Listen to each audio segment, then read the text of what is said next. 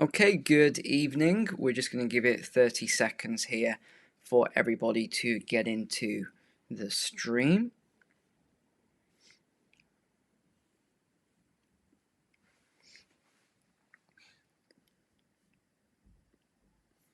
Okay, good. It's letting people in slowly.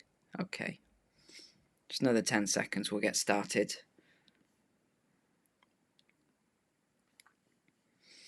All right, well, we are going to stream twice this evening because they're both going to be short videos. Well, the first one's definitely going to be a short video. The first one, good, thank you for letting me know you can hear me okay. The first one is on the insanity of San Francisco this week, and then we're going to talk about a very interesting topic directly after this. So the stream will end and then the next one will begin shortly afterwards. The next one is also pretty crazy. We're going to talk about the central bank digital currencies, and have actually the BRICS already launched theirs secretly without announcing it to the world. So let's have a look at the evidence for that. So let's begin then with what's happened this week. And actually a lot has happened. That's why there's so much news. I'm only going to get through a few articles here out of the 20 that I could have done today. So we're going to talk about how San Francisco has finally solved the homeless crisis. All it took was a visit from Xi. Yes, that's all it took. And then we'll talk about what Biden said. I mean, you can't make this stuff up. Said while Xi was still there. Yes, it got pretty wild. So let's have a look then. We've got a good amount of videos today. I can show you some of the videos here. So they've said for decades, and with increasing severity, residents of San Francisco have been forced to navigate through poo-covered streets, drug dens and criminal elements, all while the city feigned the inability to do anything about it, despite employing six-figure poop patrollers to regularly pressure wash the sidewalk. So if, like me, you've ever been to San Francisco, you know exactly what they are talking about here. But miraculously, all of the people that were on the streets disappeared within a 24-hour window. Yes, 24 hours. Quite remarkable, actually, after over a decade of saying that they couldn't do anything about it. So let's watch a couple of these videos just to see the situation then. Here we are, downtown San Francisco, and as you can see, they got it blocked off. I'm not a big fan of these barricades. It's sad our country's not safe enough. It's sad they got to put up barricades. Can only imagine how the economy are. Okay. For Xi to visit San Francisco cleared out our homeless and put about 100 new planters. It's amazing what can happen if the government actually wants to fix things. So have a look at this then. I'll show you a before and after video. This is what they've just done. It's 100 planters. So quite nice there. And now if you want to see the before and after of this, here it is.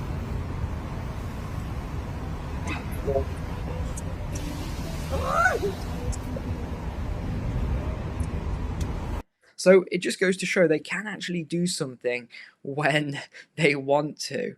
Elon Musk said, where did they go? Yes, good question. Where on earth did they go? And the comments are always great to read, quite interesting. San Francisco clears homeless and cleans the poo-covered streets for world leaders next week. So this is how it started on the 11th as they moved everyone out. So the city leadership in crime-ridden San Fran has undertaken a massive effort to improve the city's image, which has been tarnished with poo-covered streets, homelessness and open-air drug markets. These measures have been implemented as a temporary solution ahead of the Global Trade Summit that will flood the city with world leaders and corporate executives beginning today. We'll talk about this conference shortly, and you'll understand why they have done all of this. So let's just listen to this a second. Yes, that's right. The summit is expected to bring in $53 million, filling hotel rooms, bringing big business. And the city did tidy up for Dreamforce, but this cleanup is much more extensive. While San Francisco is in the spotlight for the Asia-Pacific Economic Conference, city leaders are making sure the city shines. Tourism is our business here in San Francisco. Really? Tourism is the business in San Francisco? And you'd have thought they'd clean it up more then. So that's going to bring in $53 million. So you think of the return on investment on the cleanup. They obviously got a good return for it. Probably cost them $1 million to clean it up, and they made $53 million. So you can, and you think of the tax rates in San Francisco, you can see they got a good return on it. But will they get a return for cleaning it up for the normal citizens? Absolutely not. Residents and business owners told the Post that Mayor London's Breed's attempts to herd the homeless and drug addicts to an opposite side of the city during the summit are only a band-aid amid the worst crime crisis the city has ever seen. Sources said the cleanup of homeless people and drug addicts is concentrated across 7 intersections in the Tenderloin and South of Market neighborhoods. Okay, so again, you can see these big barricades going up here. They've cleared out the tents that were near the Moscone Centre on Howard Street, which tells me the city had the capability to do this all along. Instead, they just do the bare minimum. So it says here that they had the capability to enforce law and order all along, but chose not to do it until these world leaders and corporate exec showed up at the summit. I'll tell you something a bit weird about the corporate execs as well, and Xi, which had me scratching my head on this one. This is the biggest red flag yet for residents that leftists do not have the best interest of the majority of voters and are likely serving a fringe minority of elites. So then they had this, then they grilled the leaders on this miraculously spotless street. So they did this, a lot of press conferences and things like that. I'll show you one of the videos in a moment. They previously pointed out that for decades and with increasing severity, residents of San Fran have been forced to navigate through the all that stuff again, the streets, all while the city feigns the inability to do anything about it. On Monday, the White House was pressed on the growing and unavoidable public perception that the federal and local government in San Fran cares more about the soon-to-arrive Xi than American citizens and civic life and public health. Well, of course they do. I mean, I would have thought that was quite obvious. Does President Biden agree that it's more important to impress the leader of China than the American people that live in San Francisco? What do you think the answer is to that? He didn't want to answer the question. He just rejected the question. Now, I thought this one was quite interesting. Have a listen to this. I know folks say, oh, they're just cleaning up this place because all those fancy leaders are coming into town. That's true, because it's true. But it's also true for months and months and months prior to APEC, we've been having different conversations. Well, there you go. If they've been having different conversations, then there's the reason right there. So we got a lot of these videos, but let's move on to the next one then. Because now the Salesforce CEO, after all of the signaling that was done before, now wants the return of law and order. So, I mean, the irony of this, now saying that they need to give back money to the police and bring all the police back because it's all gone crazy and everything else, where they the numbers of officers dropped dramatically. Elon Musk said, his statement was, we must also grant law enforcement officers the respect and honor that they deserve. Every profession has flawed individuals, but it was deeply wrong to condemn all police officers after they risked their lives to keep us safe for the sins of a few. And we have here, San Francisco is on track to set a record for fatal drug overdoses this year, and the intersection of 7th and Market Street at UN Plaza has become an epicenter of the drugs crisis. So there's, I don't know if you've ever watched any of the videos, but you can actually see live cams as well of what it looks like. I mean, this is just insanity. This is absolutely wild to see. I mean, I can't even imagine walking anywhere near those sort of scenes. It's so crazy. Oh, we'll skip this one. You don't want to see that one. Microsoft to vacate 50,000 square feet of office space in San Fran as tech exodus continues among drug and crime doom loop. This was, in fact, we won't go through this one actually. And then the LA Times, I want to get on to Biden and Xi and the meeting and what he said as well in a moment. But this was from the LA Times, which you wouldn't expect them to produce an article like this. But they talked about how all the homeless were moved away. They also say fresh paint, street cleanings, homeless sweeps, colourful art. Workers like Jacobs beautified the city days before politicians, execs and journalists from around the world descended on San Francisco for the Asia-Pacific Economic Cooperation Conference. It is expected to bring 20,000 people to the city and attract thousands of protesters. APEC is made up of 21 member economies, including the US, China, Japan, Russia, and Canada. The members, here we go, this is where you understand why they did this big cleanup.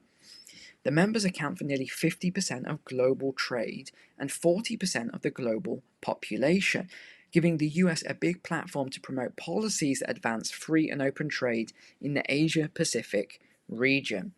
So there we go. That is the explanation as to why they did this. Of course, they're not going to do it for normal citizens, but they will do it for the elite. So let's go on to Bloomberg. And Biden and Xi had their meeting, which sort of went okay. I wouldn't say it went well. It went okay until Biden made some remarks that he probably shouldn't have done. Let's get down and have a look at this. There was also a lot of talk about how China's representatives were not diverse. There was no diversity in their representatives. Well, actually, I think that's a lady there in between the China and US flag. But that was what a lot of the media focused on as well. How China needs more diversity. Yeah, or maybe Xi just brought his top team, whoever they were, right? And oh, they're all Chinese. Well, yeah, that's the way it runs in China. Look who Biden brought. He brought Blinken. He brought Janet Yellen, who can just about string a sentence together at the best of times. So would you say he brought his best team? I think I would rather bring my best team than be politically correct for the Western media, but that's just me. Xi didn't get what he needs most, deals to help boost the Chinese economy. Now this is where it gets a bit weird or interesting.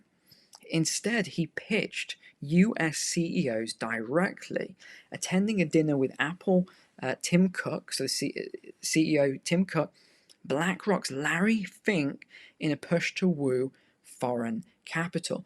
I mean, this is somewhat baffling to me that he was allowed to pitch to the top CEOs of America. I mean, that seems very strange, considering that China and the US are in competition with one another, that would have been permitted. But okay.